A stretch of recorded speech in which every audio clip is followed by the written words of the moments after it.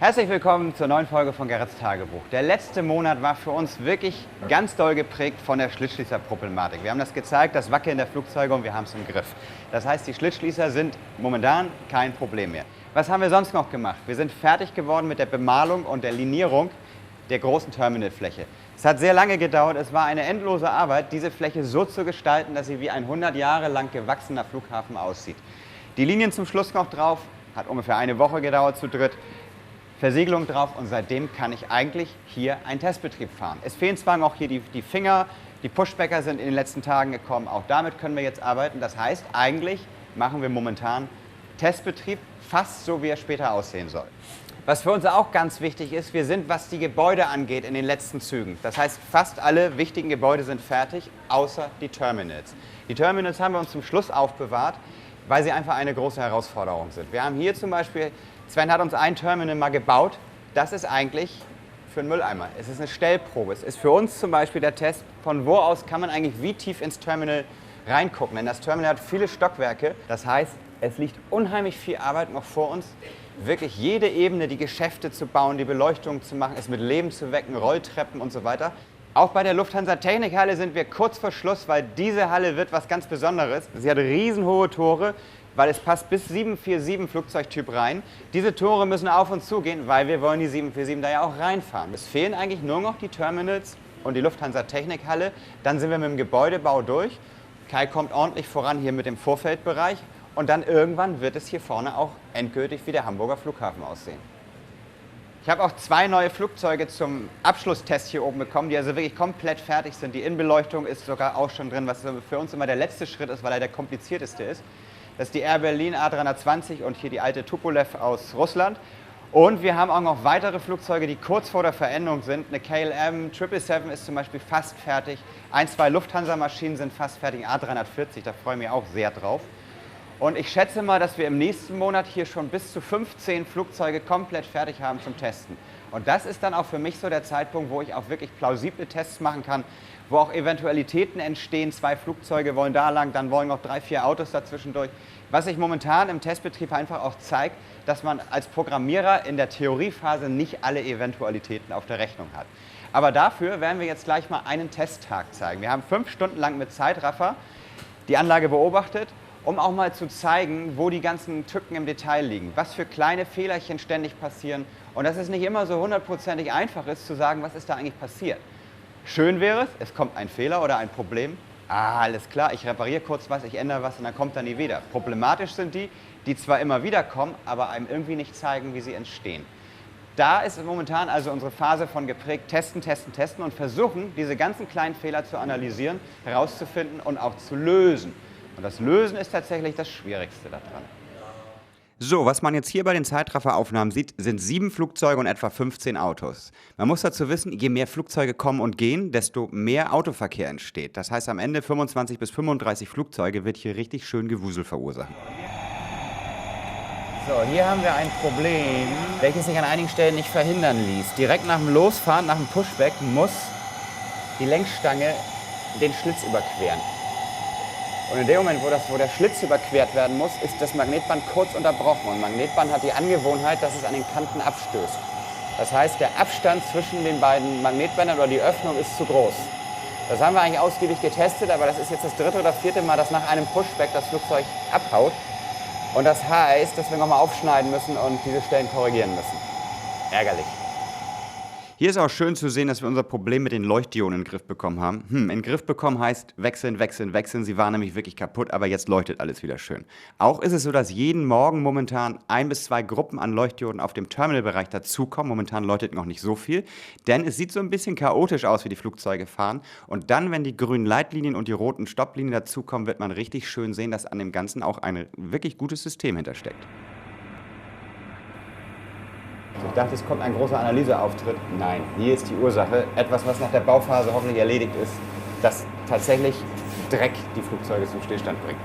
Vor ein paar Folgen der Tagebücher habe ich irgendwann mal erzählt, dass ich mal zeigen werde, wie wir eigentlich absichern, dass der Lift sich nicht mit den anderen Platten verkanten kann. Das bin ich euch noch schuldig, kann ich euch aber gar nicht mehr zeigen, weil es das gar nicht mehr gibt. Der Lift ist mittlerweile so stabil und so zuverlässig, dass wir überhaupt gar keine Veränderung mehr haben, somit auch das Risiko einer Verkantung gar nicht mehr existiert. Das ist natürlich die schönste Lösung. Auf den gleich folgenden Bildern sieht man das Grauen eines Programmierers. Ich muss ja in dem Moment, wo ich noch programmiere, versuchen, sämtliche Eventualitäten irgendwie vorher schon zu erkennen.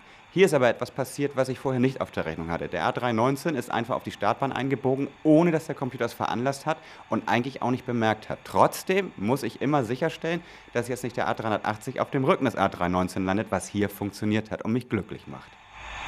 So, was da jetzt genau passiert ist, weiß ich nicht, das lässt sich nicht rekonstruieren. Auf jeden Fall ist irgendwie das Flugzeug auf den falschen Draht geraten. Was aber schön war, ist, dass der A380 nicht gelandet ist, sonst hätte es Matsch gegeben.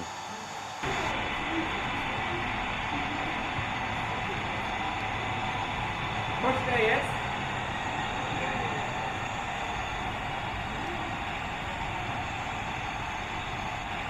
Etwas sehr Schönes für mich an dieser Folge von Gerrits Tagebuch ist die Erkenntnis, die wir dadurch gewonnen haben. Nämlich, wir haben uns gesagt, wir werden uns jetzt ein System anschaffen, mit dem ich von meinem Computerplatz aus jederzeit Kamerabilder mir nachträglich anschauen kann. Denn wir haben an diesem Tag so viele Erkenntnisse bekommen, wie, glaube ich, an keinem anderen Testtag. Weil wir wirklich ich habe dann Stopp gesagt und habe mir Bilder angeschaut und wirklich die Situation mal sehen können, die ich sonst immer nur im Endergebnis sah. Hier kommt zum Beispiel gleich eine, die wir wirklich erst nachdem der Film geschnitten war entdeckt haben, vorne links im Bild. Was dieses kleine Flugzeug da macht, kann ich nur erahnen. Spannend, der Computer hat es nicht gemerkt. Er hat genau genommen ja auch recht, weil es ist gar nichts passiert. Also es war kein Nachteil, das Flugzeug ist angekommen, wo es hin sollte. Aber definitiv, wir schaffen uns eine ständige Kameraüberwachung an, um genau solche Fälle zu sehen. Der Schlitzschließer wird ja von dem Schlitten weggeklappt, wenn er kommt mit dem Flugzeug. Und dann irgendwann werden die Stangen rausgezogen, der Schlitten fährt weg. Dabei klappt der Schlitzschließer wieder zurück, hat ein Magnetband drauf, was eigentlich die Lenkstange kurz abstößt, damit er wegklappen kann, und dann legt er sich wieder drauf.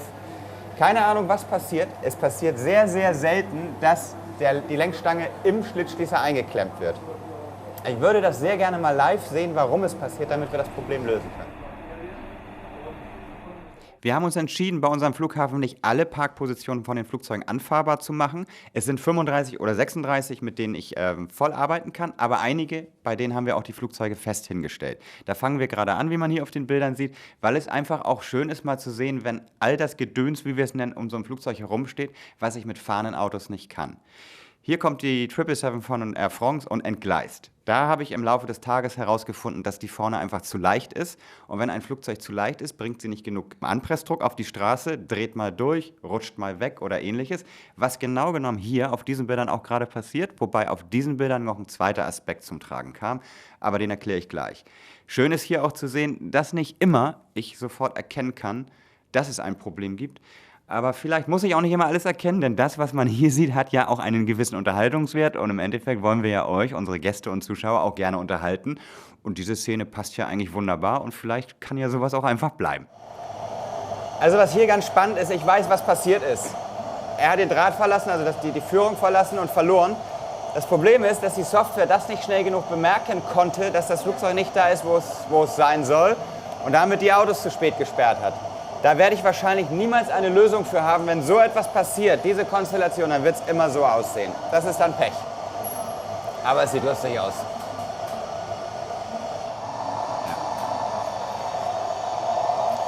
Ja. Simple Ursache, große Wirkung. Hier ist der Schlitz für den Pushbacker und die beiden Platten sind nicht so, sondern so. Das Bugrad fällt also leicht nach rechts, hat dann nur in eine Richtung Antrieb, hakt ein bisschen und dann haut er ab. Müssen wir gerade justieren, ist sehr kompliziert, aber wenigstens danach wird das Problem nie wieder auftreten. Die nächste Fehlersituation ist schön mal das Magnetband zu erklären. Die Flugzeuge und die Autos folgen eben diesem Magnetband und werden dadurch gelenkt. Und hier gibt es ein kleines Problem mit den Crewbussen, die sollen nämlich eigentlich die Crew dort abliefern am Terminal und das hat nicht funktioniert. Das dritte Mal passiert, noch weiß ich nicht genau, was los ist. Irgendwas ist wahrscheinlich hier in der Weiche falsch, denn der will hier eigentlich rüber, fährt dann dreimal im Kreis, falsch rum, bis er irgendjemand im Gegenverkehr trifft. Falsch rumfahrende Autos sind für mich übrigens sehr schwer einzufangen, wie man sieht. Bei einer Kreuzung muss eins der beiden Magnetbänder durchtrennt werden. Und genau dieses ist die Risikoseite, nennen wir immer, weil da das Magnetfeld kurz nicht durchgezogen ist und der Lenkmagnet kurz abheben könnte. Bei einem sehr steilen Winkel kein Problem. Der Schwung des Fahrzeuges reicht aus, um über diese Problemstelle rüberzukommen. Je flacher der Winkel wird, wird es irgendwann schwierig. Ein Fahrzeug, was hier fährt, könnte auch den Weg nehmen. Die Richtung, die schwieriger zu fahren ist, die kriegt das durchgehende Magnetband. die sichere Richtung, das getrennte. Und das wechsle ich jetzt hier, weil da haben wir uns wahrscheinlich für die falsche Richtung entschieden. Hier sieht man mal eine Zeitrafferaufnahme, wie so ein Flugzeug bei uns am Airport eigentlich abgefertigt wird. In diesem Fall sieht man, es kommen 2 Busse. Ich kann meiner Software für jedes Flugzeug an jeder Parkposition eine Grundeingabe geben, wie viele Busse, wie viele Tanker, Crewbusse und Caterer und so weiter kommen sollen, damit das A, erstens auch plausibel ist. Zu einer 737 3 Busse zu holen wäre Quatsch. Bei einer Tupolev, hier waren es gerade 2 Busse, passt das ungefähr. Diese Daten sind momentan eher zufällig gefüllt, damit ich einfach erstmal testen kann. Aber es steht uns noch bevor, für jedes Flugzeug diese Konfiguration zu machen. Zum Beispiel auch, auf welche Position muss die Treppe gesetzt werden, damit es genau am Flugzeug dran ist. Wie weit muss das Flugzeug eigentlich vorfahren, damit das Flugzeug genau von der Tür her an der Treppe ist. Später an den Terminals, wie weit muss der Pushback erfolgen, wie weit muss der Pushbacker eingefahren sein, damit das Flugzeug genau passt, alle Autos unter den Triebwerken durchpassen und so weiter. Auch der Finger, der muss an das Flugzeug rangeführt werden. All diese Werte kann ich in der Software für jedes Flugzeug und jede Position konfigurieren. Viel Arbeit, aber am Ende, gepaart mit einem gewissen Zufallsfaktor noch, wird nie eine Landung gleich wie die vorherige aussehen. Man sieht hier in den Bildern 50 Minuten Zeitraffer, deswegen geht auch das Licht ab und zu mal an und aus, weil der Tag-Nacht-Zyklus schon aktiv ist. So, die Autos fahren langsam wieder alle in ihre Depots. Damit ist der Testtag vorbei. Es war ein sehr erfolgreicher, wenn auch nicht repräsentativer Testtag. Denn es gab erstens wenig Probleme und zweitens haben die Autos mehr Ärger gemacht als die Flugzeuge. Das ist normalerweise umgekehrt. Aber nichtsdestotrotz, einmal sozusagen ein kleiner Einblick, wie das hier so momentan jeden Tag aussieht.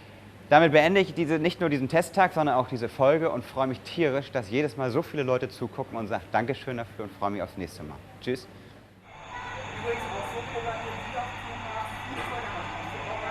Autos. Das ist immer so. Viele sind immer erst.